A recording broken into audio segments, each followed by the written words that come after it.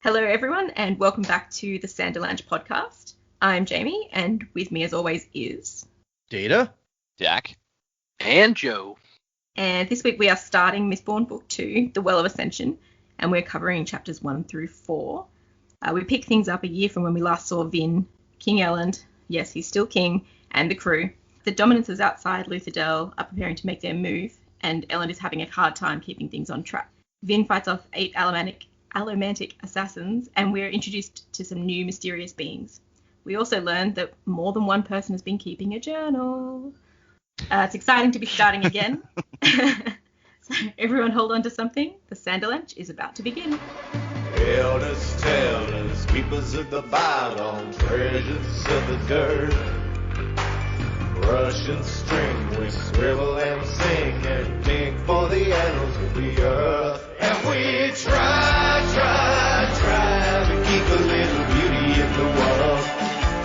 All that died, we keep it in our hands.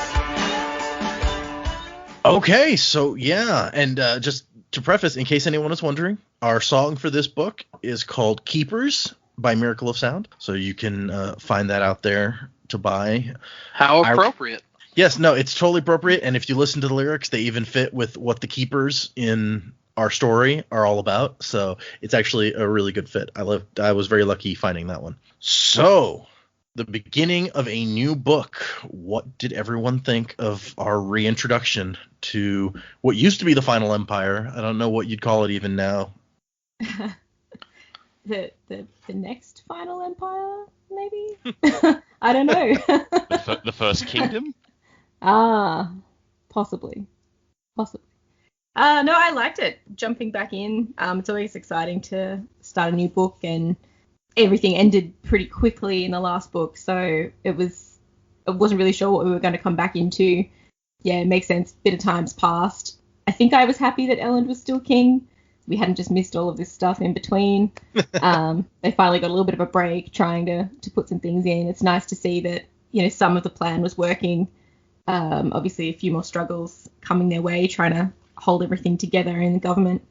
Wishing Kelsier was here to help them through the plan. No surprises that things are about to go pretty pear-shaped, possibly.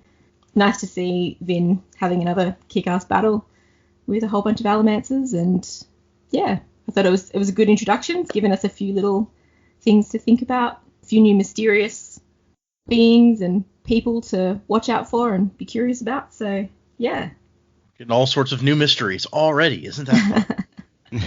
I'm also not surprised. Oh yeah, you probably shouldn't be. No. There's always more secrets. Wait, no, I screwed it up. Never mind. But yeah, no, I like these chapters. It whets the appetite, as it were.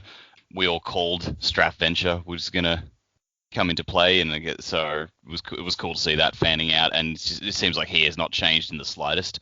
I like that he's already called himself king. Yeah.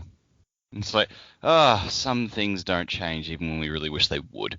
But that was all cool. I like this new Watcher who is watching. Or doesn't. Yeah, that's what Watchers do. Yeah. It sort of reminded me of playing Arkham City, Azrael watching Batman throughout the game. I thought, hey, that even works because his cloak looks like a Mistborn cloak. Yeah. Yeah, I totally see that. So curious to see more about that. I like seeing Orosua still, have you pronounced that, still hanging around. Yeah, no, there's like a lot of stuff going on. I'm curious to see where it all leads. I will say, reading the epigraphs, I was thinking from the second one, I was going, I think I know who's writing this, so I'm going to bust that out. And then chapter 4, it just said, my name is Quan. I've gone, damn it! Yep. I was actually, when I reread these chapters, I was kind of disappointed with that too, because I was going to be like, oh, this will be a fun thing when we get into the episode. I'll be like, who do you think could be writing these? And I was like, oh, well, never mind. Yeah, it's like, it's got to be either Rashek or Quan, and Rashek didn't seem like the journal-keeping type, so, and then, yeah, just like, oh, yeah, it's Quan. Well, at least I got it before I read it.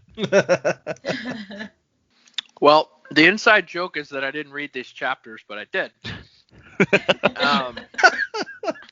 So no one is going to understand that at all. That's why I said it's an inside joke. Anyway, Anyway, I liked the first and second chapter. Third chapter was a little slow for me. Plus, that's where all the gushy relationship stuff was. So and then I like the fourth chapter. We get to catch up with Sazed. I thought that was nice. I did like some books fall into the Pratt hole. Not Pratt hole. I don't know what I'm trying to say. Some books. Yeah. Pitfall. Some pitfall. Thank you. Some books fall into the pitfall with second books or third books that they like try to re-explain like everything, and I feel like this book did a little bit of that, but not so much that it was just like, oh great, I'm rereading the same thing that I already know over and over. So I did appreciate explaining that. who Harry is and why he lives under the stairs. Exactly. So they didn't do that, which was nice. I also like that they added, because I don't think a single time in the first book we heard the term lurcher, so I'm glad that they kind of added that, because I'd thought about that too. What are guys that just pull? What are they called? Mm-hmm. So I enjoyed that, and I'm really excited that there's already kind of a mystery going on, because I guess in the first book our mystery at the beginning of the book is like, what is this world? What is this Allomancy? But now it's, we've got something more directly plot related that's a mystery already in the first few chapters, so I'm excited to see where that goes. Yeah, so he's already trusting us. It's like, you know the world, you know the powers. Let's just get straight into the plot. Yeah, he is a bit, at least. He does, like Joe said, do some reintroduction, especially, and I think he does it in most books of this series, is reintroducing the basics of how Allomancy works, which he kind of squeezes into that fight that Vin has to be like, this metal pulls and that metal pushes and this metal does this. Okay, now we're caught up. But it's not obnoxious in this one. It's not Dresden Files, where he reintroduces every character every book, and you start getting tired of Murphy being described as, over and over as like the short blonde girl. That at least fits, because that one's first person narration. That fits Dresden being feeling the need to do it. It's like, I feel like in a first person book that's a bit easier to swallow than in a third person. Yeah, I can see what you mean. Okay, well, I suppose let's get into these things. So we start out with our first new epigraph. I write these words in steel, for anything not set in metal cannot be trusted. Very dramatic opening words that are also very mysterious, because what does that mean? It means whoever wrote this doesn't trust thick books. Yeah, there it is. Yeah. Well, I guess, the way it sounded to me, I know they say that they keep things in their copper mines, but I almost wondered, like, is he recording something on steel somehow as a terraceman? I didn't know if maybe that's what he meant, but.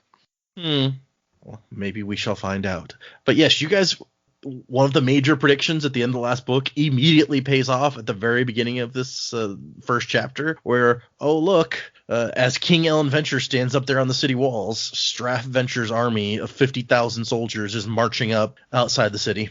So that's not good. It's like, when you think about it, it's actually astonishing that Elend got a year before Daddy came back.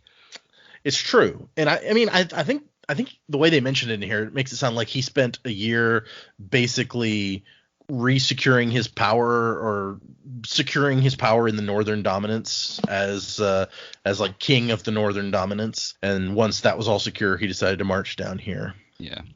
So maybe it was trickier than he thought getting everything going up there. So him and Ham are up on the wall talking about, like, yeah, how we're going to fight this army. And Ham's like, I don't know, man. This is not good.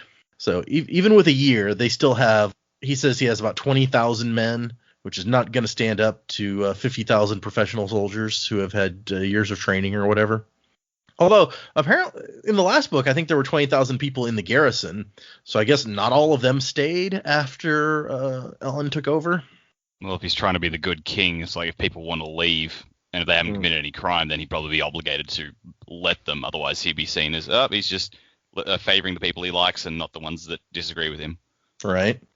I mean, it may just be that he could not afford to pay these people as much as they want to be paid, and so they found work elsewhere. Yeah. Well, they make the point that the economy is on the verge of crashing, so. Yep. That is another thing that's happening. And even already in chapter 1, they're kind of, Elend's still in Kelsier's shadow. He's thinking about how Kelsier was like the brains behind the whole operation, basically, and he never even really knew Kelsier, but the whole crew is Kelsier's the one they look to figure out all this stuff. And there's an assembly in the city an elected body that he says is on the verge of surrendering the city to Straff. So it's not a good situation. They're not super happy about this. Spook's out of town. So at least for another week, he says. So you don't need to worry about that.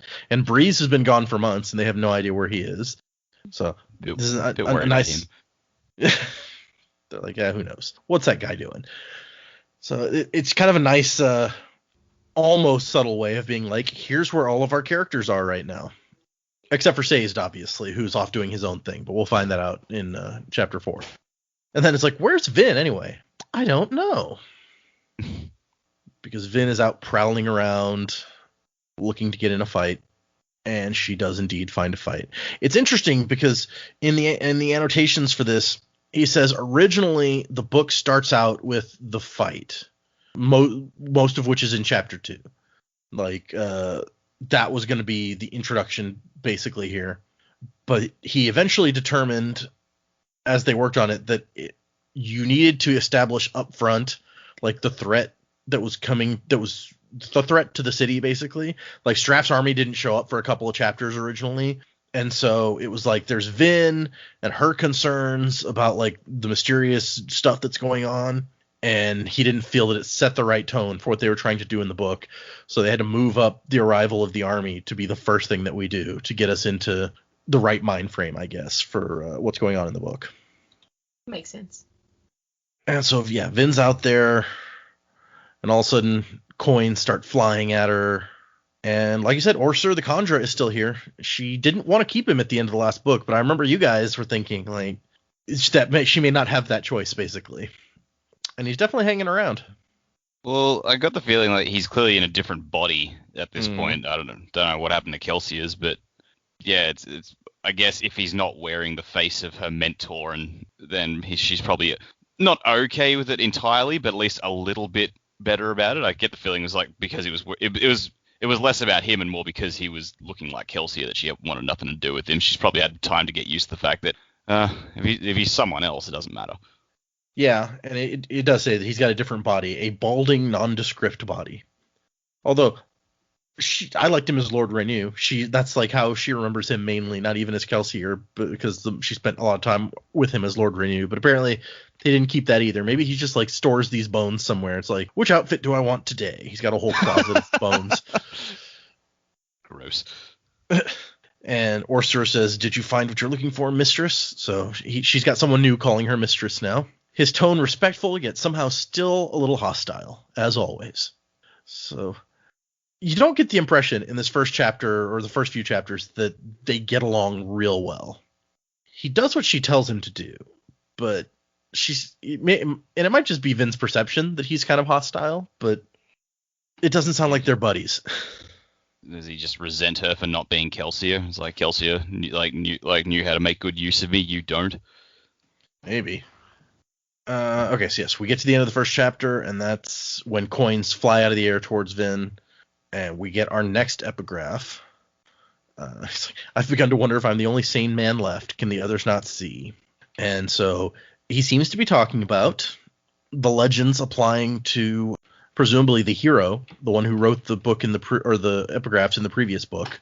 That we know there were all these legends and stuff that he even talks about. He's like, do all these legends really apply to me? Like this seems very loosely applicable in some cases. And that seems to be what Quan is saying here, except with more conviction that, these people are applying all these things when really they don't and shouldn't. And they're jumping to conclusions. So maybe one of the questions that we had last book was the question that this guy had. Like, why did Quan betray him? Why did Quan decide he was not the hero after all? And this seems to be kind of maybe answering that. Yeah, but then as, like you said, we've got the previous hero was making these things saying, I don't know if it's really meant to be me, and then Quan saying, I don't think it's him. It sounds like maybe a whole lot of problems could have been avoided if they just fucking talked to each other. Isn't that always the way? Yeah. Nobody wants to talk. Ugh. Communication is very important. But at the same time, he also says the hero in the previous epigraphs is also like, but even if it's not me, I'm better than like nobody, right? When the world's about to be destroyed. Yeah. So maybe that's the bone of contention. I don't know. Yeah, probably. So then we get a cool Allomancy fight where Vin is just taking down guys. And the thing that Joe said about the Lurcher is interesting, and I'd kind of wondered if anyone had picked up on that in the previous book, that we didn't get. I think you're right that we didn't hear the name Lurcher, but also we didn't get much. I don't think we met anybody who was just an Iron Misting, and we met like all the other ones basically. And I don't know if it was because he was saving it or because he hadn't figured out at that point how to make someone who can pull metal useful in like a fight or something. But because in this instance, it seems like he's only useful as a member of like a team, because he uses the shield and pulls the metal so that the other people don't get hit by it. Yeah, he's like the tool that you bring along to counteract somebody on the other team throwing metal.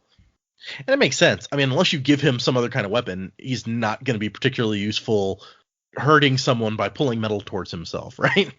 Yeah. But I mean, you've already got at least 5 people in this group who can cause some damage, so it makes sense to have this guy here purely for support. Yeah. Yeah, you got this guy, and I guess the Smoker is also technically just there for support. Yeah. Although the Smoker's the one I think who breaks out the sound sticks later to because loud sounds can like disable this person burning tin, which was kind of ingenious. I thought I like that little addition. That was cool. Totally a way for even just a normal person to kind of stand up against a Mistborn a little bit. So we won't go into all the details of the fight, although it is pretty cool. Coins flying, thugs beating on Vin with big sticks and things. But the real tricksy part is when she takes down one of the coin shots, and then the mysterious Watcher kills the Smoker.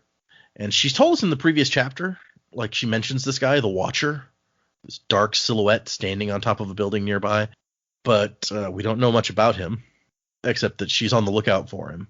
And in this case, he takes out the Smoker, and she's like, why would he have done that unless, somebody is still smoking in this group, which means, and she figures out that somebody is a Mistborn in disguise, which was really very an ingenious way here to, like, this guy pretends to be dead and has his adium ready to go so that when she gets close, burn adium, stab her, and it's over before she even knew that something was going on. So our mysterious Watcher friend saves her life basically here. So it begs the question how he knew this other guy was a Mistborn and not a Misting. Right? Like, what exactly, where's he getting his information from? Yeah. Or can he pierce copper clouds like Vin can? Who knows? Yeah, and I mean, it's possible that if she'd been paying attention, she would have realized. She could have pierced a copper cloud and realized that this guy was burning more metals. But she realizes what's going on. She pulls out her, or she gets her own adium by yelling a code phrase at Orsur, saying "Go for the palace." So he throws her the vial of adium, and they get into an adium fight. But apparently, this guy did not have much because he runs out pretty quickly. She even says that she doesn't have much, but he runs out before her. So then he's dead, and she's dodging thugs and things, and she takes the sound sticks and like crushes one of their skulls with the sticks, which is kind of a grisly picture. And her adium runs out, and we find out that is the last of it. That is all of the adium they had, which is also unfortunate. Yeah, it's no good. You got to have that adium if you're going to fight a Mistborn. Mm-hmm. And when the fight's over, she's like, Orsur got hit with some coins, and she's like, I didn't expect there to be blood. And Orsur is like, you probably didn't expect me to feel pain either. Okay, so yeah, I feel like that's a little bit confrontative. They're not buddies, and I guess we established that earlier, but it's a weird relationship here. She calls him thinks of him as a thing. You can't blame her necessarily. He is a gooey blob, as Jamie said. True. We're gonna keep bringing that up. Gooey blob is the best. Well, he's not really gooey at the moment. He's taking human form. He's more of a bony blob. Yeah. And so he's like, you have to get me a new body. Maybe one of these dead guys that you just killed. And she does not want him to take one of those. She's like, he's like looking at the bodies on the ground. He's like, you gonna eat that? That totally is the impression. Like, hey, if you're not going to finish those, then there's 8 of them, so. And I guess she has some kind of, I don't know, weird moral quandary about this. But if those guys had just tried to kill me and my, my servant was like, hey, I need a new body. This one's pretty messed up. I would have been like, yeah, go ahead. Right? I don't get the objection either, personally. But I don't even know if it's a moral thing. She just doesn't seem to like the idea of him eating somebody and taking their body. Yeah. I don't know. Which confused me even more because she says the body he has now is like a murderer from a murderer who was in Luthadel, so somebody might recognize him. I'm like, well, then wouldn't you want him to be somebody that's some in a body that somebody wouldn't recognize? I don't understand. Mm. I think it was less to do with like who the body would be, because like you're right, it totally would make sense to take a body that people wouldn't recognize, because then it's no biggie. It's more just the fact that she doesn't want to be there and watch it. Yeah. Kind of like, no, that's just gross. I we'll figure something out, and then I can be somewhere else when you do it, because I don't want to see that. But we find out an interesting little detail about the contract, because he says, you'll have to find me another body then. The contract states I cannot be forced to kill men. So, fun note about the Contra and what they can and cannot do. Well, at least under this contract that he signed. Right. Yeah, maybe it's physically possible for him, but the contract in this case at least says that he can't. She can't make him do it. So that's interesting. Just in that you would think that a very useful or a common use for a conjurer might be as an assassin. They can take over the body of someone close to your target, get right up there and stab them. But in this case, they cannot use him in that way, at least. And you're right. I'd actually kind of forgotten that. But the next paragraph talks about how the current body was a murderer and it was taken after an execution. So she decides that she will think of something. Any thoughts on what she's going to think of? Not yet. Okay. Fair enough. Straff Venture. There we go. Well, that would make some things easier, yeah. It's like, we're going to go kill Straff Venture tonight, and you can have his body. Problem solved. And then you could command the army to work for the Central Dominus Kingdom. Exactly. Why didn't they think of this? I really should have written this book. It's like they do that, but they forget to tell Elend. He's like, wow, why is my dad so much more helpful all of a sudden? Well, he is King Oblivious, so I think that fits. Yeah. Oh, poor Elend. Joe does not like Elend and has never liked Elend. God. I mean, when he first showed up, I thought he was all right. Just went downhill from there. I also like that she asks him, or Sora, it's like, can you get back to the palace? And he's like, with time. So he's in horrible pain from like all these broken bones and things, and he's just gonna have to drag himself across the city because she just leaves him there. Like, could you maybe just order me a trolley or something? So maybe it makes sense that he doesn't like her because she's kind of a jerk to him, it seems like. Yeah, I have something about that, but when we get to predictions, I think. Okay, fair enough. And this is where she reveals that bead of Vadium was their last bead, and she thinks now that she's going to die as easily as the Mistborn she'd slain tonight if another Mistborn shows up. And we get our next epigraph, which is basically more of the same. He's like, my brethren, ignore the other facts. They cannot connect the other strange things that are happening. They're deaf to my objections and blind to my discoveries. So no one will listen. Everyone thinks this guy is the hero, and no one's willing to listen to my counter arguments at this point. And people still don't believe trees can think. That's the big thing. He's like, no one will read my paper on trees. I swear to you, Treebeard was real. That's what started him down this path. He was in Fangorn Forest or whatever, and is that the forest it was? I don't remember which forest it was. That was it. Yeah, okay. You got it. Nice. I know my Tolkien or something. And then we get Joe's least favorite chapter of the what was it? The tetralogy of chapters? Is that what it was? that is an appropriate term, yeah. Sure. Okay. It's just, there's a lot of Elend being like, how am I going to king better? And then it's like Vin shows up and it's like, oh, hey, how's it going, honey? And then, I don't know, Ham shows up, which is all right, but there's not a lot going on in this chapter. There's not a lot of third wheels. You're not wrong. There's not a lot going on. Elend is trying to draft a proposal to the assembly and has been working on it for some time, apparently. 24 men, but getting them to agree on anything was almost more challenging than any of the other problems. Yeah. Which, I buy that. That does seem like a lot of people. Yeah. I don't know, for the whole city? It might make sense. Yes. Yeah. I honestly, I wouldn't have minded this chapter so much, but maybe it was just because I didn't enjoy reading it, but it felt like the longest of the 4 chapters we read. And I'm like, nothing's happening. They're just talking about stuff. And it's like, I didn't feel like we were getting super important plot points. Besides, I think my favorite part of the 3rd chapter is the letter he gets from his dad. I'm like, okay, that's awesome. That is a good letter, yeah. It is, in fact, the longest of the 4 chapters, just in case you were wondering, by about, like, 25%. We do get the mist monster. Oh, yeah. Yeah, when Vin comes in. That's true. Let's go to there. He's very introspective and thinking about the assembly and about Vin killing these guys, and he wants to talk to his dad. He's trying to like get the assembly to agree not to surrender the city until he's at least had a chance to negotiate, which I guess it seems fair. You don't get the impression that he has very strong powers as king from the fact that he needs to convince them of this. Let's see.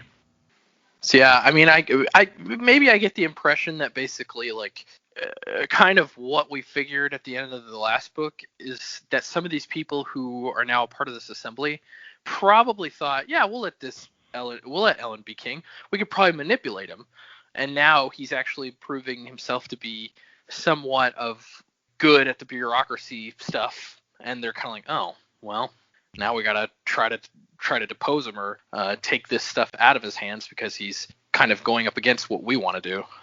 Yeah. Really, I think we know that anytime you put a bunch of people into this political situation and give them some power, they're going to be arguing with each other constantly. That is the nature of the thing. He just has never experienced that before because there was no one in power in the Final Empire except for the Lord Ruler and his cronies. Vin comes in. She's tired. She's killed some assassins today and done her rounds and things. And she doesn't think that the Watcher wants to kill Elend necessarily, but she's concerned about him, which she probably should be. There's a mysterious dude running around your city who knows more than he should know. Vin is very introspective for a while there. It's kind of what do you call it? A lot of exposition. Yes. It's kind of a lot of exposition through what everybody's thinking. Elend exposits to let us know how the new government kind of works. Vin exposits in her own head to let us know the status of the more allomantic and fighty side of what's been going on with all the assassination attempts and things. I guess you need that. We're picking a story up, like what's happened in a year, so we need to know right what's happened since we last saw everyone. Where do we stand now? So you got to do it somehow. Yeah, I agree. I think it's important. It's just I can see why Joe's like, it's not all that interesting. It's a lot of setup, kind of, and a lot of explanation, a lot of telling. She thinks about when she fought the Lord Ruler and how she drew upon the mists to fuel her allomancy, but she hasn't been able to do that again. She's like, why can I do these weird things? I don't understand. And there's some more like, oh, Kelsier. If only Kelsier were here. I don't think Kelsier would be very good at running the Empire or this kingdom, whatever you want to call it. Nope. We know from Elend's expositional thinking here that basically the Final Empire has broken apart into a bunch of like smaller kingdoms that are warring with each other and such.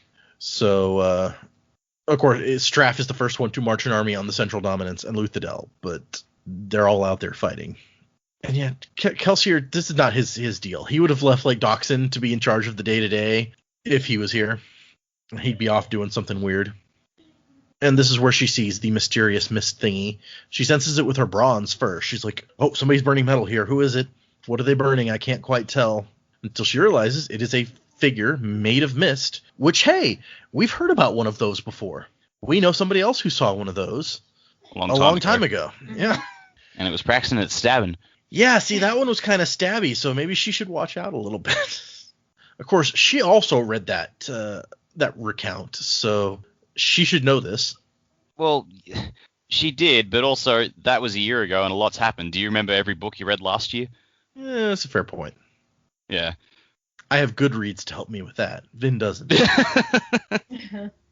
And even then, it's like, do you remember every little detail about the stuff that you read? Because like that only got mentioned for like a paragraph, and then the story moved on. Well, in his actual journal, I guess it got mentioned a few times because it's like first he's seeing it and he's like, "Am I crazy? What is this thing?" And then later on, it's like, "Oh, the thing he stabbed so and so. So at least I know that I'm not crazy because somebody else saw it and got stabbed by it." So it's mentioned a couple times in there. Yeah. So see, we only read that a couple months ago. I didn't remember all the details. And now we get to what I agree is probably the best part of the chapter, where Straff Venture, King Straff Venture, in his signature, has sent a letter saying, "Son, I trust you enjoyed seeing after venture interest in Luthadel. I've secured the northern dominance and will shortly be returning to our keep. You may turn over control of the city to me at that time." It's very succinct and condescending. It's very typical. He's like expecting his disappointment of a son to just go along with what he's saying. It's like, yeah, you may return the city to me. Yes, I will accept it from you. Dickhead. So apparently he's like controls the northern dominance according to that, or he has secured the northern dominance. So he's got a fair amount of power. And if some of the theories from last time are correct, he may be holding on to the Adium, which could make a big difference here now that we are out of it in the central dominance. And I got to go back to the annotations for a second here, because this is something Brandon talks about that is a fun contrast to kind of what we were talking about a minute ago. But he says that the second half of this chapter, where Vin and Elend are chatting, is where the book finally starts to feel good to me. I'm mostly just expositing, reminding you of what happened in book 1, and I can get into more showing of character rather than... Oh, I'm sorry. He says, I'm mostly past the exposition of the first half of this chapter, and I can get into more showing you of characters instead of reminding you of past events. But he says he really likes Elend and Vin's relationship. It's one that really shouldn't work, but for some reason they get along so well in my head. I doubt that they could explain it either, but the two fit together in a very strange, opposites attract kind of way. So he likes this relationship between the two of them. I don't know if you guys feel the same way, that it's weird and doesn't seem like it should work. But Elend is thinking in this chapter that it took him some time to get used to Vin's ... idiosyncrasies, but he really likes her a lot.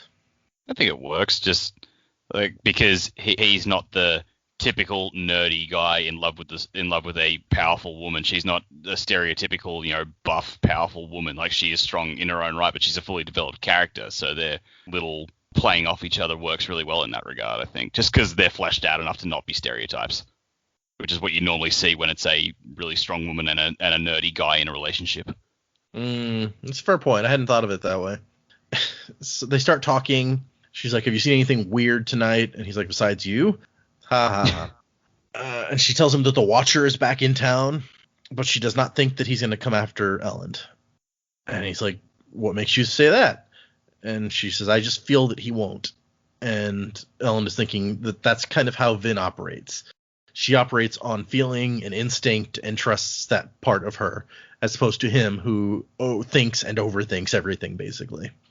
And then she tries to tell him about the weird mist thing that she saw, and he's just like, "Okay, so you're pushing yourself too hard and you need to nap."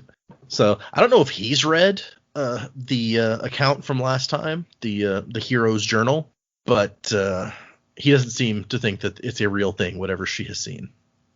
Yeah. We find out that he proposed marriage and she refused, which is a little note in there. But they're Hey, still man. together, which is something. Yeah. Hey, man, I understand you want to have options. You don't want to be tied down. I get it. I mean, if I was, she's probably 17 at this point. If I was 17, I might be like, I don't really want to be married right now. Thank you, though. I think you're right. I think she turned 17 last book, so if it's been a year, she's probably about 18 now. But yeah. It's like, I've always wanted to travel first before I settle down, She did a lot of travel. Yeah, I'm going to go see the Well of Ascension maybe, and, just check some stuff out. Check out the Southern Islands. No one ever talks about them. It's true. You don't hear a lot about that. Maybe they're nice. Plus, let me just see how you work things out with your dad before I just hop on that marriage train with you. Yeah, it's like having you as a husband, sure. Having him as a father-in-law, nah, I'm good. Yeah. Yeah, that's a whole other can of worms. Yeah, and it's like, I don't know, I feel better about killing your dad if I'm your girlfriend as opposed to killing him if I'm your wife, She already killed his god, so... Yeah, but he didn't really like that guy. Yeah. Nobody liked that guy. It's fine. He doesn't like his dad either, though, so... No, but it's a bit more personal there. Right, and he's not quite as murderous against his dad, Probably not. I don't think he knows how to handle his dad. I think he's been dreading having to confront his dad at some point. I like Ellen's line here that women are difficult enough to understand, and I had to go and pick the oddest one of the lot. Probably everybody thinks that. Just I'm not going to comment on that. Yeah, staying out of that one. Yeah. You all know. Everyone out there knows. It's okay. So it turns out that Kelsier left behind 6 beads of adium. That was all they had, and they went through that. They also got, and this is, I'm going to point it out just because it's actually something that comes up way later that is relevant, not even really relevant, as a side note. But they found the Lord Ruler's bracers, the ones that Vin knocked out the window that killed the Lord Ruler, basically. And they melted those down to get the adium out of them, which apparently there wasn't much. But they spent all that to buy stuff for the city. And Vin's like, hey, if another Mistborn comes, I won't be able to kill him. And Elend's like, well, yeah, if they have adium, but everybody's running out of adium now.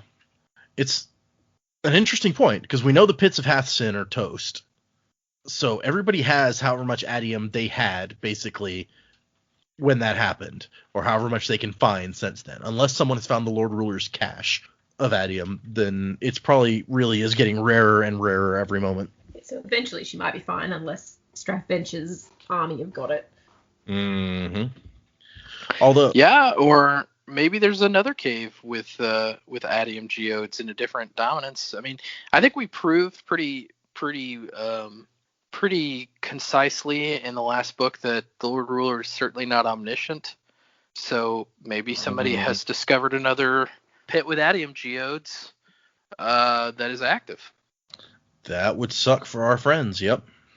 You have to figure, regardless, if there's a new source, if anyone is going to send a Mistborn to attack Vin, the one who's now famous for having killed the Lord Ruler, they're gonna send some adium, if they have it, I guess.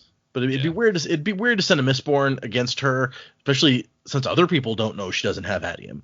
It'd be weird to send your Mistborn, your most valuable piece, basically in there and be like, no, it's fine. They probably have adium and you don't, but go ahead and try. You probably would not flip that coin. You're probably not going to pick that fight if you can avoid it, basically. Yeah. And she makes an interesting point that selling the metal actually puts the world's most dangerous weapon into other people's hands, whoever they have sold it to. Which, yeah, you might should have thought of that before you sold it, but I guess they needed enough food to feed people for the winter, so what are you going to do? And we get into the discussion where Vin's like, why don't you just tell the assembly they have to accept your proposal? You're the king. And Helen's like, now you see, that's what I'm trying to prove here. Maybe my opinion isn't better than theirs. If we all work together, then it'll come out better. Which is a very nice approach to being king, I guess. Idealistic. Yeah, that's a word for it. How well do you think that's going to work out for him? I don't know. How long before Dad comes to town? Well, Dad's waiting outside town right now, apparently, with his army. Yeah. So about that long then. Yeah, I don't think he's got the time or the persuasive skills that he thinks he has in this situation. Things are going to start moving faster than he's really able to react. Yeah, that would make sense. I think too, while he's looking for a democracy and, everyone's heard, everyone has their say, we're going to do this as a community, sometimes you just need someone who's decisive, and the Lord Ruler went one way, you can equally dangerously go the other way. So I think he's going to learn some hard lessons probably pretty quickly. Yeah, and that's a really good point, is you can go too far the other way. And there's also an aspect to it that while he's read all these political theories and he has this idea about this everyone getting their say society, nobody else is familiar with that concept even, because everyone else has just lived under the Lord Ruler for the last 1,000 years. So it's going to be a weird thing to be selling to everyone, I feel like. But, maybe. I don't know. We haven't actually met the assembly yet, so maybe they're all really nice and we'll agree to his plan. We don't know how the assembly's even selected, actually, at this point, so maybe he handpicked these assemblymen to work with him. Didn't you say they were elected? Did it say that? I may have said it. I don't know if it said it in the chapter. And Vin is like, no, you're different from the Lord Ruler because he was bad and you're good. So you should just do what you want. And Elend's like, well, some of us have to make it more complicated than that. You'll have to humor us. And yeah, it's a cute moment between the two of them, their little relationship and their very different outlooks on things that we see kind of interacting here. And he tells her she needs to get some rest, so she curls up on the rug beside his desk like a puppy. And she's like, I'm not leaving you alone. There's a Mistborn out there somewhere, so I'm going to rest right here. It's very sweet. You missed the bit that's like, she's chucked on the perfume, and he's just like, when did you do that? Yes, he's like, when did she put that on? This is just another contradiction of the woman who calls herself Vin. She apparently loves wearing scents, it says. Well, I think it's like, it's a quick and easy little thing she can do to make herself nice for him without having to go all the way of changing her clothes and stuff. So it's like, it's easier to do that. So she's still making herself nice, doing something that she likes and she knows Elend likes, without having to go to all the effort of, oh yeah, I've got to change all my clothes just to do that as well. It's like, she can do nice things on the fly without interfering without having to take too much time out of her protective duties. Yeah. And I think it's also a callback to the first book where, like, the first thing she really notices that has changed about her is she's like, oh, I like to smell nice now. Like, I like smelling not, like, I like having a smell. Because at first when she got in the bath, she's like, what's with all these perfumes? But, like, that's one of the first things that changes is she actually likes to smell nice. Mm-hmm. Yeah. I like that the book says she gets annoyed if he doesn't notice when she's trying out a new one. It's a very cute little relationship thing. Yeah. It's like, she's, despite the fact that she's basically always on as the bodyguard and assassin protector, she still has the little things that she likes to do and the things that make her feel like, I'm doing this because I enjoy it. But I agree, it's definitely a callback to the first book because that scent thing is brought up repeatedly there. So it's a nice connection. And then we get Ham. Ham shows up, and Elend says Marjorie is going to kill you for working late again. I don't think we ever learned anything about his family. We learned he had a family in the previous book, but I'm pretty sure this is the first time his wife's name is mentioned. And I guess they've moved into Luthadel since they took over. So it's nice that Ham gets to spend time with his family now. Yeah. He agreed to be captain of Elend's guard on the condition that he would never have to wear a uniform. Same old Ham. Yep. Ham, you are a treasure, and we want to keep you like you are. This guy. He's awesome. Yeah. Clearly, this is foreshadowing his demise. Aww. Tear. Not Ham. I mean, okay, if some of the crew wasn't going to make it through this book, or through the trilogy, who would you think it would be that we would lose? I'm still surprised Clubs made it through the last book, so... Like we just don't get much of Clubs beyond like having the house they were all operating out of. He hasn't really done that much that we've seen. So, well, so he can't die. We need to find out more about him. Yeah, I guess. Anybody else? Anybody else who is a good candidate for dying to prove the seriousness of the situation? I guess I already said Ham, so I'll stick with Ham.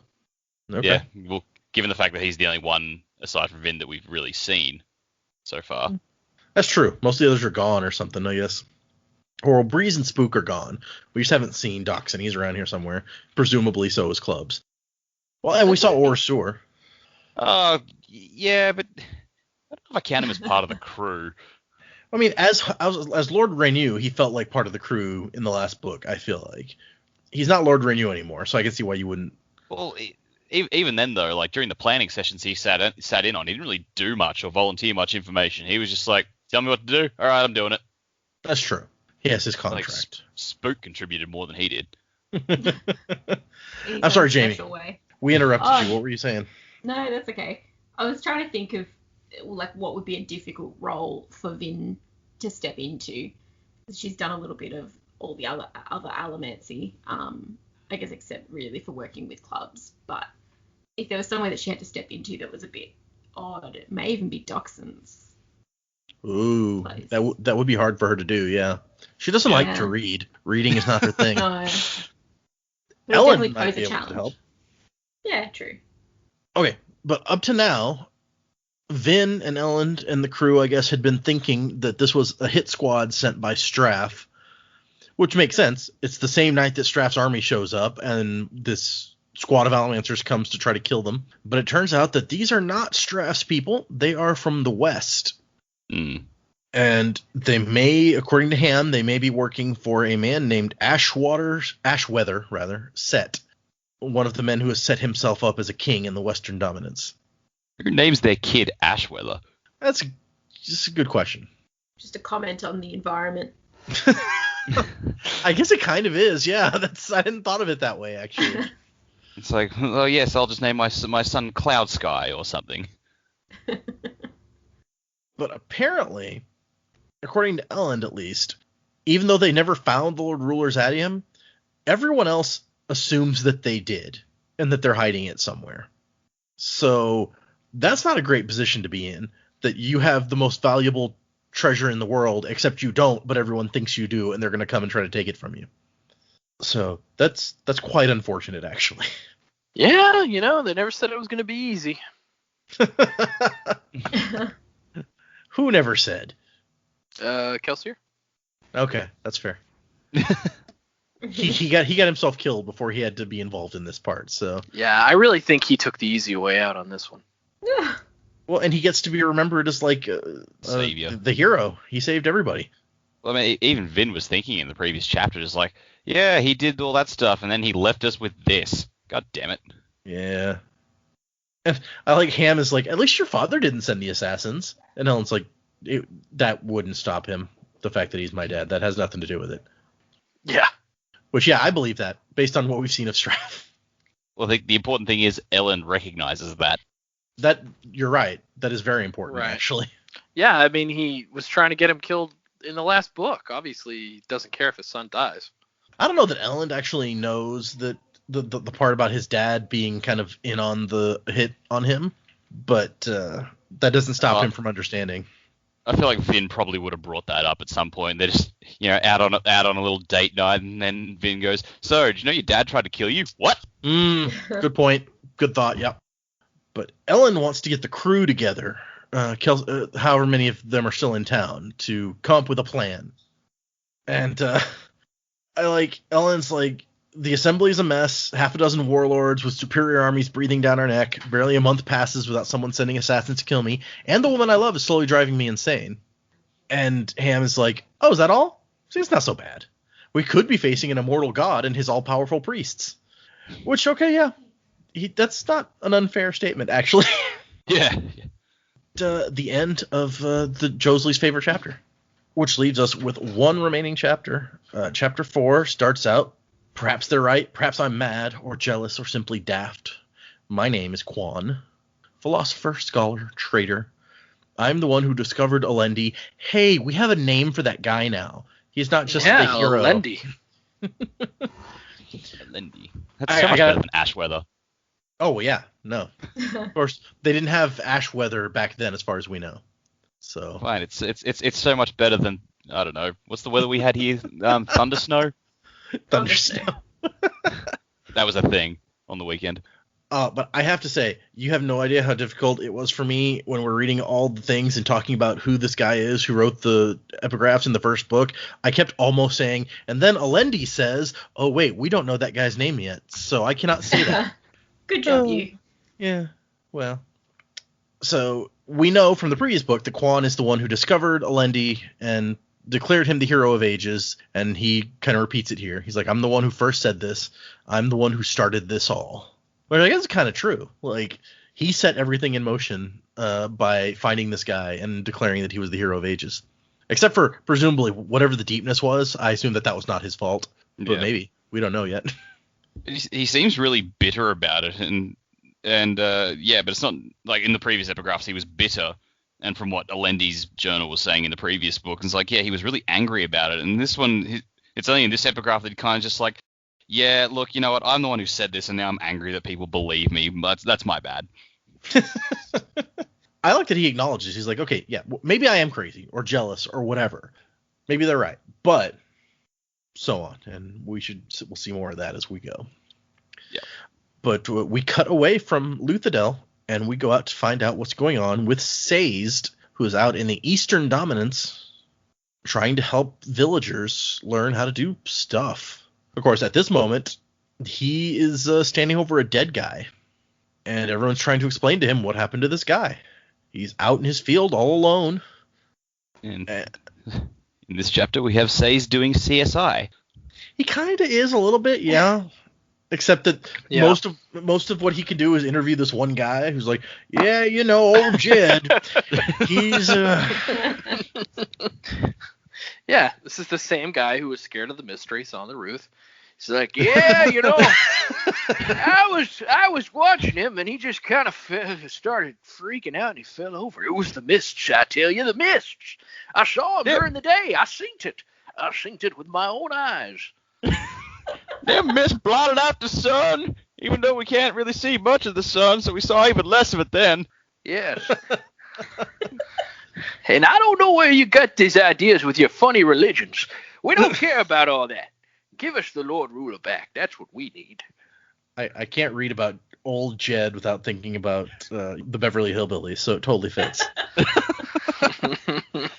Texas tea. Let go. Okay, so He's like, y'all gonna help me dig this grave? And this guy's just like, nah, I ain't so good at the digging no more. I got lumbago. Hold on, let me get the boy. Boy, come over here and help him dig this hole. Oh, Pa, I don't want to dig no more. Now, I told you, boy, you go do what I tell you. Get over there and dig that hole.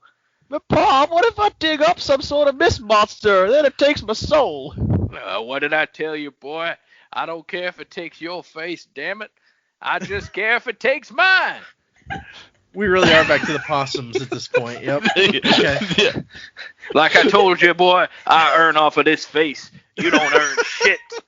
Oh. Pa, I told you, the pimples will clear up in a few days. Well, boy, you come back when they do. Maybe I'll have some work for you.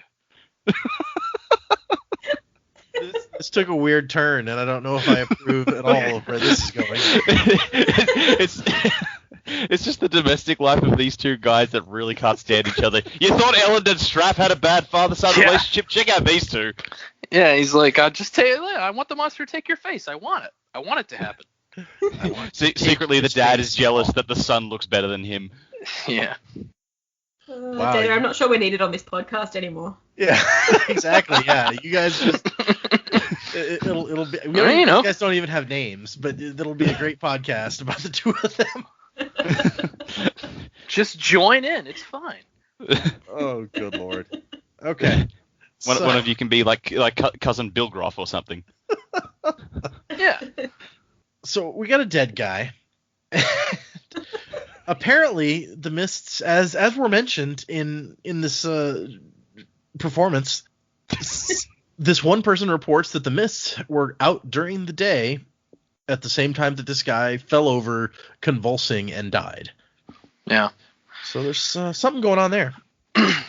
Yeah.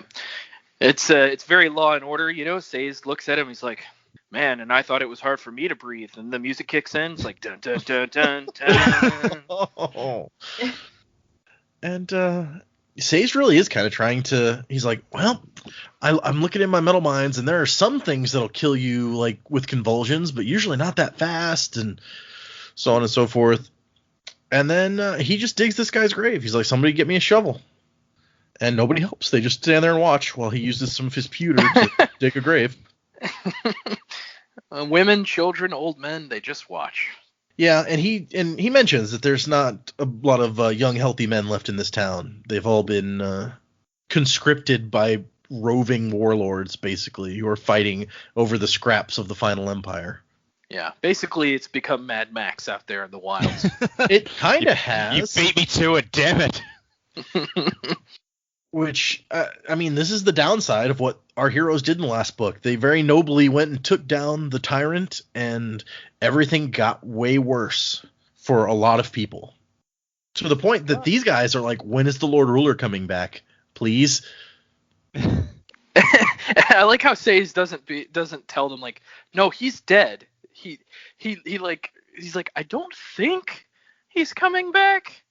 I don't think that's going to happen. I do not believe that he will. Yeah. And then, why did he abandon us? It is a time of change. Perhaps it's also time to learn of older truths and other ways. But nobody cares. Like, yeah, he's got these funeral rites that he gives, and he has all these religions that he's memorized to give back to the people once the Lord Ruler is gone. And nobody actually cares because they want to eat. Which is when we get to the end of the chapter, he's like, okay, no, there's more practical things that I can teach you. Come on, let's go. Let's learn about irrigation and stuff. Yeah. Let me teach you how to farm. I'm going to show you how to build an aqueduct. I feel like that probably wouldn't, like, long term be that great because it would get all ash in it, but I don't know. Well, no, water doesn't at this point. That's a fair point, actually, yeah. These people are like 32% ash anyway. They probably are, yeah. He says like a prayer and buries like a branch on this guy from this religion, and somebody's like, what are you doing? Why'd you do that thing? And he goes, oh, it's a religious ceremony, Goodman tour, if you please. There's a prayer that should accompany it. And he's like, something from the Steel Ministry? No, not from the Steel Ministry, no. He's like, I could teach you about this religion if you want. And that's when somebody's like, when's the Lord Ruler coming back? And there's an interesting thing in the annotations for this chapter also, because he says that this is his favorite mechanic of the Say's chapters here, is that the peasants don't really care about the stuff that he wants to teach them. The keepers were an important element of the first book, people who worked hard to memorize things of the past and keep them safe for the day when the Lord Ruler died. This is in part a nod to Fahrenheit 451. However, there's also a bit of arrogance to that organization. They have truth, they keep the truth for everyone else, and they are the ones who will bring it gloriously back to the people, supposedly. But in this book, I wanted that glorious return to be underwhelming for the keepers. A group of scholars wouldn't, I think, even have considered that no one would care about the things that they researched and memorized. I think convincing people to learn is much more difficult than memorizing the information in the first place. So, yeah. Totally get that, but also it's like, I think it shows a bit of Say's character where like he's starting to have that realization, and then he goes, well, you know what? I still know some stuff that's going to help you, so let's go teach you that. Yeah. I mean, I wouldn't exactly call Say's the missionary, but I feel like that's what a lot of missionaries and religions do. It's like they go to a place, they teach the people how to live a better life, like physically, and then they work on like the spiritual side. So maybe he's kind of trying to do both, but he realizes during that conversation, well, we got to start somewhere. I guess I'm going to start with teaching you guys actually how to live and on your own, and then we'll get to that other stuff maybe. Yeah, I know the like Mormon missionaries that, you know, go out as part of their whole thing and kind of try to preach to people. A big part of their thing is like service to people, and they'll help out with anything basically that people need help with in addition to what they're trying to do. Right. Yeah. And there's also like a lot of missions go someplace to build like an industry. Like they'll start factories in a place to give people jobs, or they'll teach them how to grow coffee and sell the coffee, anything basically to improve their lives, and then the other stuff comes after. And you know, Say's just wants to help, but he's always had the thing where he's like trying to get these religions out there, and so he's probably there in the first place helping them do other kind of stuff anyway, right? And it's just in this moment when a religious matter comes up, he's like, oh, by the way, I could teach you about this also, in addition to whatever else we're doing. And they're just like, but no, maybe. But he's a nice guy. I'm sure he just wants to help however he can help. That's the end of the chapter, that he has more practical things he can teach them. So anybody have any kind of last thoughts on this one before we move into our predicaments section? Not so much on this bit with Say's, but something that occurred to me as we were getting on in the chapter we were talking about earlier. We mentioned that the crew as a whole, we said, Breeze is off somewhere, Spook is out, Doxson's thing. We left someone out there. We didn't talk about Marsh. We don't know where he is at this stage. The only time he got mentioned was when Vin says Marsh is one of the only ones who knows what she can do with copper clouds. So I think his absence, now that I think about it, is actually a bit conspicuous. Yeah, you're right. I just searched for Marsh, and there are only 2 mentions of Marsh in this section that we read, and they're both about Marsh confirms that Steel Inquisitors can also pierce copper clouds, which I think we kind of knew, but we have confirmation now. And she mentions that so far Vin hadn't left anyone alive, save Elend and Marsh, who knew of her strange power, which is a weird way of putting that and kind of hardcore, but I liked it. So yeah, I wonder what is going on with our old buddy Marsh. Lord Spikeface. Yeah, maybe he's still hanging around, running the ministry. That's what he was doing at the end of the last one, right? So that was his whole mission, is like get inducted, take over the Steel Ministry. Yeah, or he may be hunting down the other Inquisitors one by one. Possibly. Ooh, like Magneto Nazi Hunter? Oh, sick.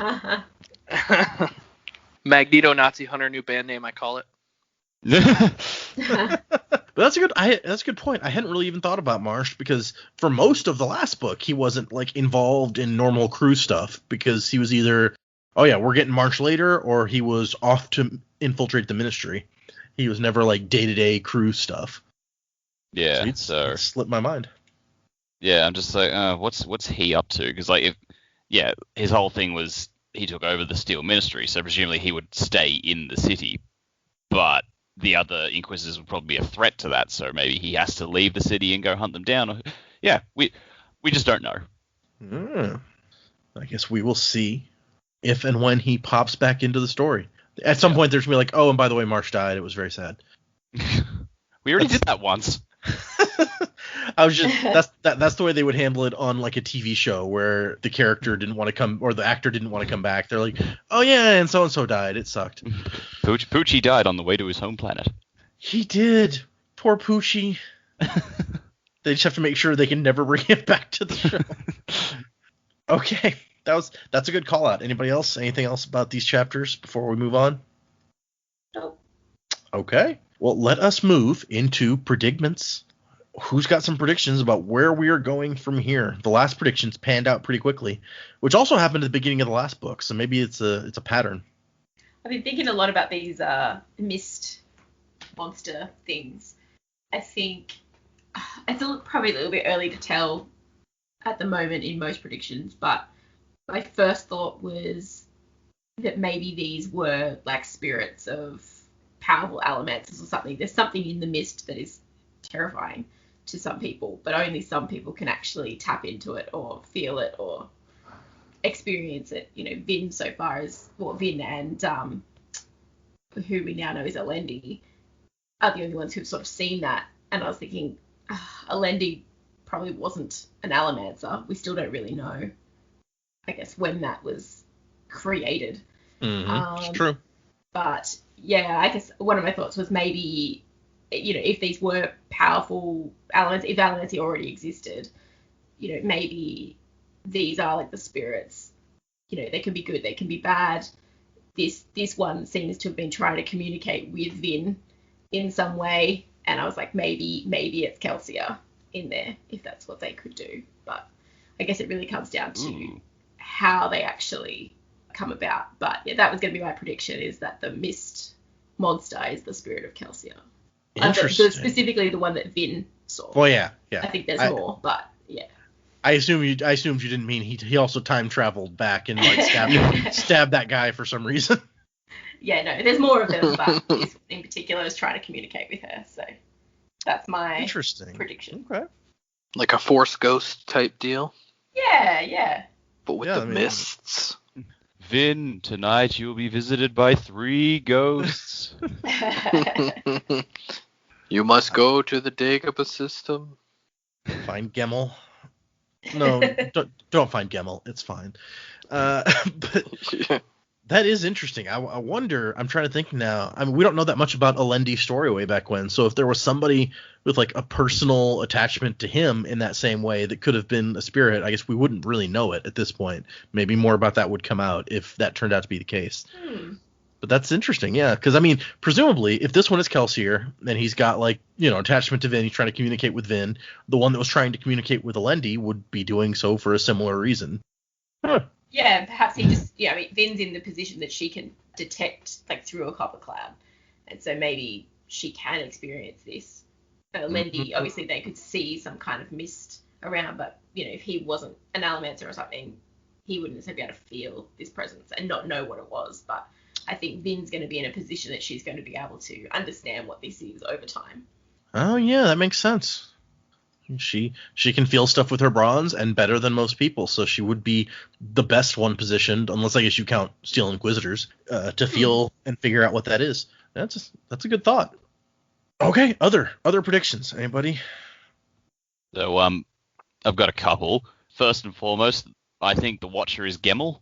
I think he I think he has heard, like, he's seen the kingdom go to shit, and he's sort of, I don't know, maybe something Kelsey has said at one point, like, has sort of given him the idea. It's like, oh, I think I know what's going on, and then he's come down and he's found. I think he's probably twigged to the fact that Kelsey had trained Vin or something, and he's now keeping an eye on her, testing her, and saying, it's like, all right, let's see what you can do.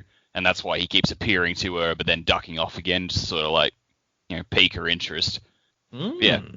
I just like, all right, the Watcher, I feel like it's got to be someone we know, like, and because they're Mistborn, that narrows down the list of candidates, or at least, people that we know are Mistborn. Yeah, you're not wrong. We don't know a lot of those. Yeah. Although, having said that, we might know plenty of people who are Mistborn, but we don't know they're Mistborn yet, so. Oh, that's a good point. Yeah. Like Shan. Shan's dead, so it's definitely not her, but... Yeah. Yeah. I think there'd be a little more confrontation if there was. Yeah. I think... Shan would not be saving. I think my only thought about that, Dak, is, like, I feel like if it really was Gemmel, he would be more confrontational. He wouldn't skulk in the shadows, but maybe we don't know enough about his character to make that assessment. Yeah, I mean, we really only saw him that once in that short story interacting with Kelsia, which was some time ago, so maybe something's changed and he thinks, you know what, I'm gonna... maybe he learned from Kelsia as much as Kelsia learned from him, so he changed his outlook or something. Maybe he's become more sane. Well, I guess she wouldn't have to go to the Dagobah system to find him if that was the case. That would save her a trip, so that's good. maybe you stay in Luthadel. If you're thinking about the Watcher being someone that we know, maybe Marsha's figured out a way to remove his spikes, and maybe he's the Watcher. Ooh. That's also a possibility. I would think he would definitely not hide from her in the shadows then. It's like, Marsh, why are you doing that? I just wanted to feel like mysterious. That's an interesting point. Like, what reason would Marsh have to hide? He's like, well, you know how my brother was super dramatic? I just feel like somebody should carry on that legacy. Vin does not have the same sense of drama. It's true. She doesn't have grand entrances and exits. She really didn't pick up that much from Kelsier, clearly. And that's why she's alive and he's dead. Yeah, that contributes probably. Yeah. Well, like we say, she doesn't have dramatic entrances. She busted into the Lord Ruler's chamber by like smashing his window and just like, I'm here, bitches. That's true. That was a very dramatic entrance that we had to jump into like a Steel Inquisitor perspective to appreciate. So that's a good point. But yeah, so that's my prediction. I don't know how Gemmel is going to, if it is Gemmel, going to test her and stop being the Watcher and start being the Doer. But yeah, that's who I think is hiding under that mask. My other prediction involves Orasur, just because there is that sort of conflict between him and Vin at this stage, and he's banging on about the contract, and it's like, the contract. I have a sneaking suspicion that at some point in this book, it might be pretty soon, that contract's going to run out. And so he's going to be like, yeah, I don't need to serve you anymore unless you can give me some more radium. And then they're just like, oh, shit, we don't have any more. And he's like, well, catch you later, your problem.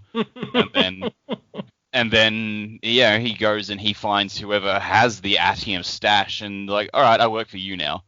Because it's the only place he can get it, so... It really seems like she needs to read a copy of this contract to know what this deal is. Yeah, yeah, just the fact that he was going on about it so much, I'm just like, we don't know what the contract is. We just know Kelsier bought it. When does it expire? So, yeah, I have a bad feeling that Orasur is not gonna hang around for a while. Interesting. Yeah, I mean, we know so little about that contract that it's entirely possible it could run out at any moment. They could be in the middle of a fight and it runs out, and the guy she's fighting is like, "Hey, I'll buy your contract now." That would be unfortunate. Ugh. It's like, you know that atium you're holding on to for her? I'll take that. Of course, it's too late for that now, but yeah. Yeah. Okay. These are also interesting predictions. I like where this is headed. I like the idea of Gemmel. I don't like the idea of Gemmel being less crazy because he was so much fun as crazy guy that I would love to see this could be him being crazy. Like he's just like, I'm so crazy, I'm gonna skulk around on the rooftops and wear a hood and just Batman my way around.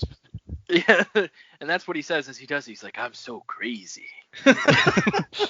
I did also have on this topic, like this is the dumbest prediction, so this is not one to be taken seriously. It's just an image that popped into my head.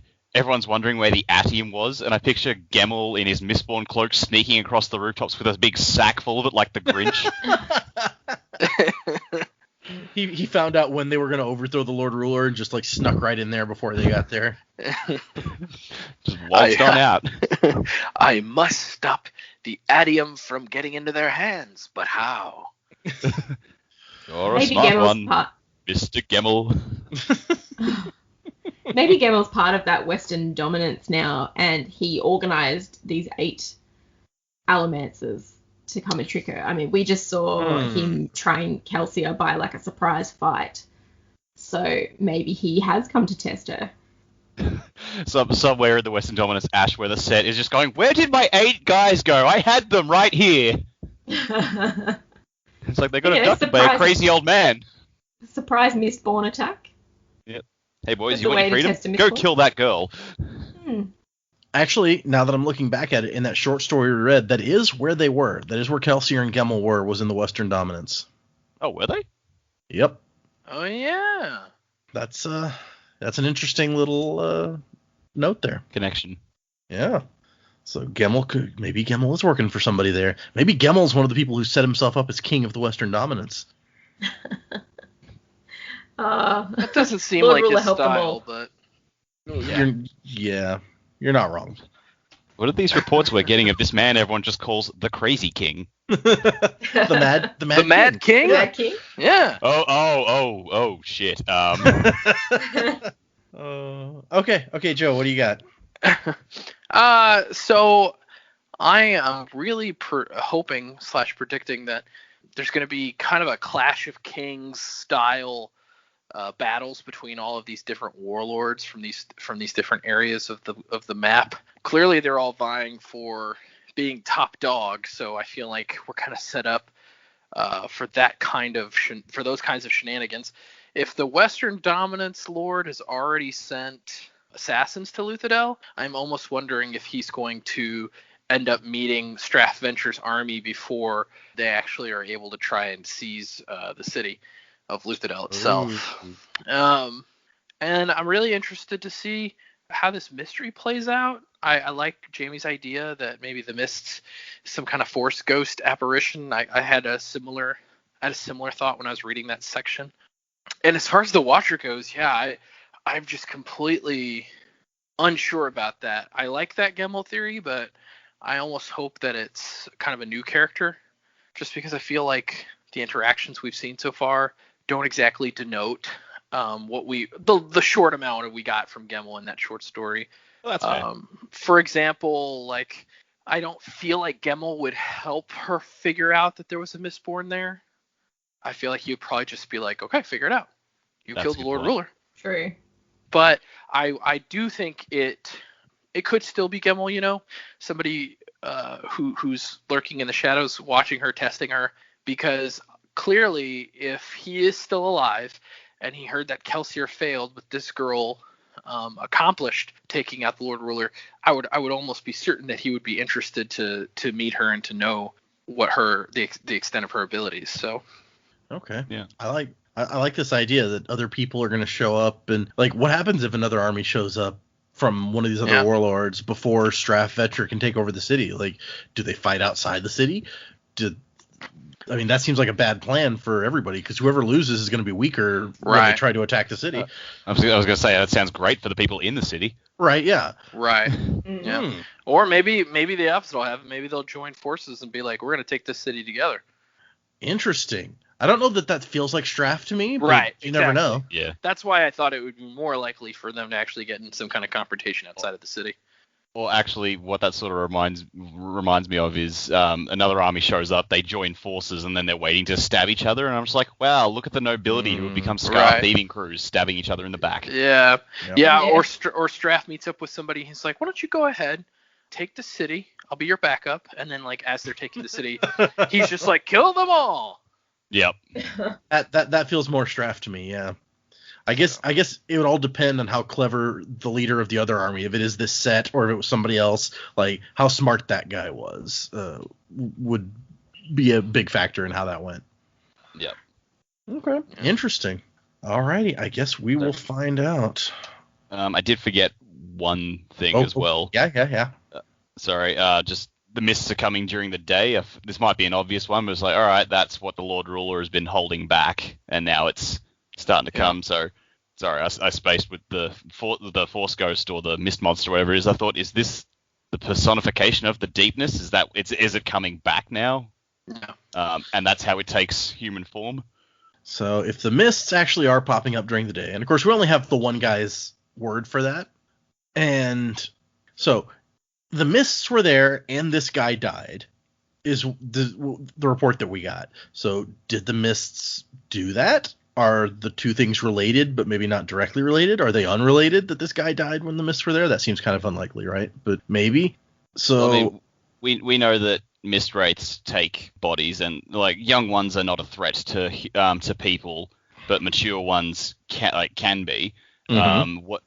But what if there is another phase to their evolution, which is these ones where the mists themselves are can take form, and so that's like the next phase of their being, and that's a form of the deepness, because like the only time we've heard of this happening was before the Lord Ruler was holding the deepness back or doing whatever he was doing to save the world. So now all of a sudden that he's gone and whatever he's doing is not holding the deepness back or whatever. Now the mature form of these mist wraiths, like the fully mature form, is coming back where they can just dissipate into the mist and take people over and kill them and everything else, and they can come out during the day. Yeah, maybe the legends were not just legends. There was actually something to the mists killing people at one point. Yeah. And I don't feel like it's granted, I've only read one book and one short story, but I don't feel like it's Brandon Sanderson's style to just have red herrings in his books, at least not in this series that we've seen so far. Usually the things he talks about connect in some way. So I wouldn't think that, even though Says, the character, may not read much into this guy saying that there were mists during the day and then this guy died, even though Says may not believe it, I feel like as readers we should probably pay a little more attention to that. Okay. What if one of those mist ghost thingies was in that mist and stabbed the guy, causing him to convulse in some way? Look, it's possible. Or with a psychic knife? Or, stabbed him inside. I don't know. I'm just trying to think, like, if the mist is there, how's it involved in what's happening to this guy? And we know that there's weird mist ghost thingies popping up. So, I don't know. It got into him and went for his bones. Oh, see, there you go. He was convulsing because of a lack of bones. It phased into him like that. Bonitis. My only regret is that I had bonitis. Yeah, maybe the mist creatures can phase into people like what's her name in Ant-Man and the Wasp. Ghost. The Ghost, yeah. I thought you were gonna say like Kitty Pryde, but Ghost makes sense. Okay, that is I'd kind of we didn't get too deeply into what might be going on there with the mist during the day and people dying and things. So yeah, okay. There's a plethora of mysteries already in the first 4 chapters opening up before us for where this is going to go. So we will see what happens. Before we get into the end of the episode, we have 2 emails that came in. The first one is from Jordan, and Jordan makes a comment that I'm not going to read because in the final episode of our coverage of the Final Empire, I made a joke that you guys are not going to get until the next episode after this one. So he's like, oh, I see what you did there. And I'm like, yeah. I see. Yeah. So me and Jordan and other people who have read these have an inside joke going on. I just wanted to rub that in your face a little bit, Well, this will be my last episode of the podcast, guys. It was a good run. You didn't read these chapters anyway, so it's fine. That's the general consensus. But Jordan says, for what it's worth, my vote is that you should do Secret History after Era 1 rather than waiting after Era 2, because it works if you do the whole Cosmere generally in publication order, but there will be a long time in the podcast between the 2 for you to remember any of the minutia from Era 1. I think you have a good point, Jordan, and that's the point that I made last time that was weighing on me for why maybe we should do Secret History earlier. Jordan says, keep up the great work. I also love all the both ridiculously accurate predictions as well as the hilariously bad ones. And he mentions volcanoes, of course, as one of the hilariously bad ones. Yeah, So- I know. Then he says cheers. So cheers, Jordan. Thank you for your email. We appreciate it. All right. Dak, you got to brew up a ridiculously bad prediction for this book. How do you know Gamble he is hasn't already Gamble come is up- the Grinch. Boom, done. Does that mean Jim Carrey's going to play Gemmel? I can kind of see it, actually. He's getting old enough, and he's Yeah. crazy enough. So, and then, okay, our second email is from Nava, who we've had an email from before. And she says, the subject line is, your first official hate mail. Oh, snap. I know, right? She says, hey, I just finished listening to episode 18 where you finished The Final Empire, and I have to tell you all again how much I enjoy listening. The reason this is entitled Hate Mail is that because you all got me addicted to your podcast and now make me wait every time to get the next segment of insightful and funny commentary. Love to Jamie, Dak, and Joe, and of course Data. You all bring a smile to my face. And she actually spelled all of those correctly, that's putting some effort into it. I appreciate it. Nice. Nava. Well done. And, She's reading descriptions and stuff. I know, right? No offense, Jamie, but your name's a little bit tricky to spell if you don't know how to spell it going in. That's fair. Story So, of my life. yeah, so I'm just like, if she got that right, then she was reading a description or something and paying attention to how you spell Jamie. So Yeah. Some geniuses even get my name wrong, so I'm impressed.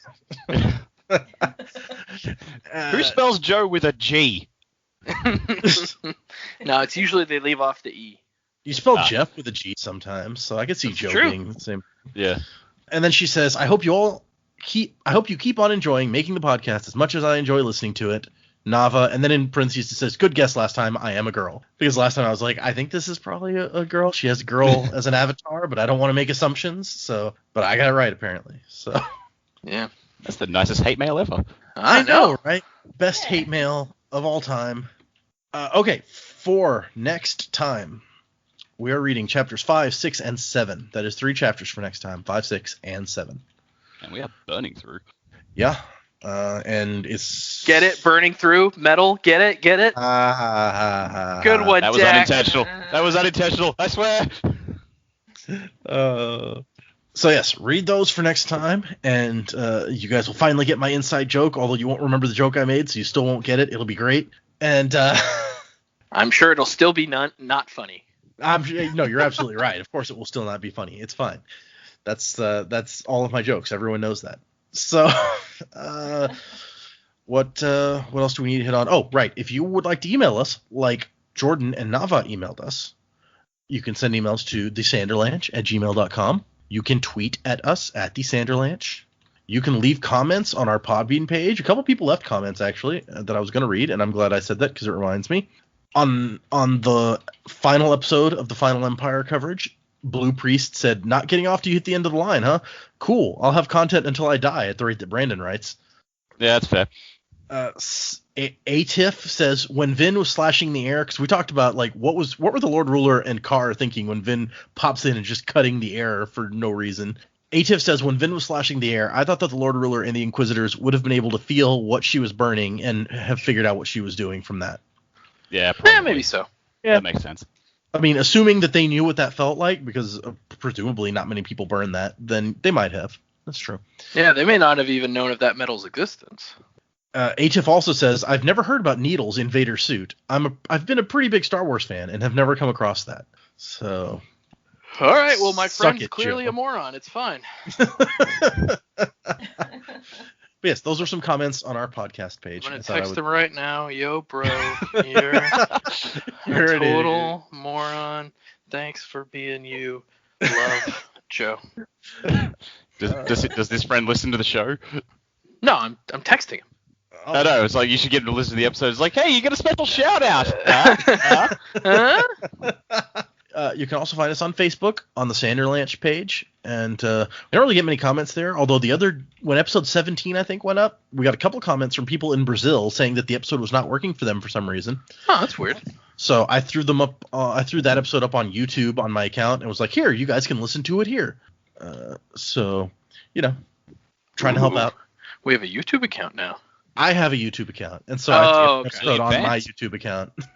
Hopefully that won't be something that is a regular problem that I need to throw episodes onto YouTube. But I figured why not help a couple people out.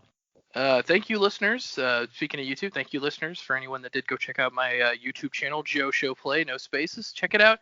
If you haven't yet, it's subpar at best. I saw you did, what was it, Viva Pinata? Oh, yeah. I was just in the mood for some Viva Pinata, and darn it, if that game still isn't really fun. I was like, I have to go watch this later. I haven't played Viva Pinata in forever, and it is fun. Sorry, didn't mean to do an ad for Joe's channel. I was just thinking, like, I want to watch Viva Pinata. He's got the content. Why shouldn't we spruik it? I mean, yeah, if you enjoyed games from 2006, check out my channel. We got some sweet Viva Pinata action going on. So I think that's everything we need to touch on. I talked about the new song. Hopefully everyone enjoys it as much as you enjoyed our previous one. If you hate the new song, then all you have to do is wait 20 weeks and we'll change it again. Is it also by Miracle of Sound? Yeah. Yeah, all the ones I've picked out so far for the upcoming books are by Miracle of Sound, just by virtue of him being a guy that I like and a guy who has said, hey, as long as you give me credit, you can use my music on your podcast, and that way we don't get copyright strikes or anything like that. So as long as I can find a good song by this awesome guy, I'm going to keep using Miracle of Sound music because it gets us around any of those legal snafus that might come up. Also, he's just awesome, and you can find a link to his, if you're not familiar with him, you can Google him, or on our Podbean site, there is a link to his, it's one of the two links on our page, one to Brandon Sanderson's website, one to Miracle of Sound. So check those out. Thank you, everyone, for listening, and we will see you next week for chapters 5, 6, and 7 of the Well of Ascension. Bye. Bye. Very well. And we try to keep a little beauty in the world. All that died, we keep it in our hands. Oh, we are the maiden boys. Oh, keep it in our hands.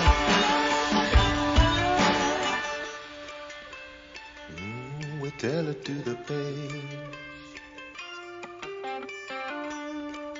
Ooh, we never let it fade.